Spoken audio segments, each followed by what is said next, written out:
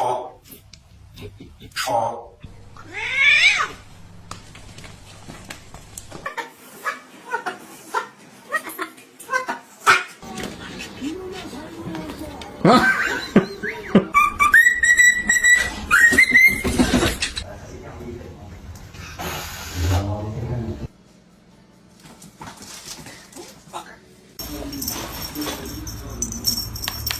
Il suffisait de prendre sa valise, de la mettre dans une voiture.